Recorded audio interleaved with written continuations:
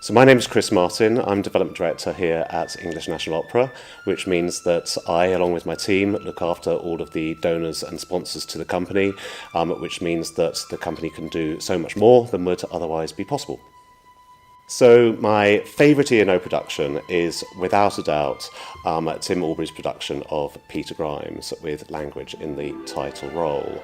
I came to see it on a school trip when we were studying Peter Grimes for A-level music, and it's memorable for so many reasons, but I think principally because on the way from Watford to St Martin's Lane, the A-level group were in a rather silly mood, and nobody was really sort of taking the trip particularly seriously, and everyone had the giggles from start to finish of the journey on the way there. But it was when the lights went down and the show started, and particularly when the first C interlude hit, that the total atmosphere amongst the group changed, and everyone remembers that moment of the hair standing on the back of your necks, and you knowing that you'd had a really important experience, and an experience at the theatre that will last with you forever. So much so that the programme image, I actually painted that on my bedroom wall that weekend.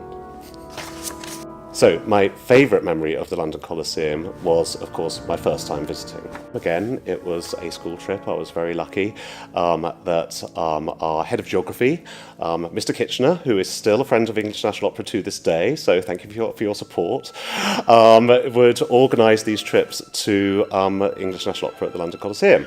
And it was Carmen, there's my programme, with Sally Burgess in the title role, and it was a Pountney production, the really famous Pountney production set in the car wreckers yard. And it was of that whole period, and it was so exciting to actually see a show in that period. You've been hearing so much about these operas where people were killed with chainsaws, or where there was green blood when the king got stabbed, or there was scratch and sniff cards, or Horsemen of the Apocalypse riding over the battlements of the set. And here we were in that place where all of that happened, in this spectacular building, with this sort of packed house, waiting to see what we were in for that night. And of course, this sort of iconic production, starring someone who's now a board member of this organisation.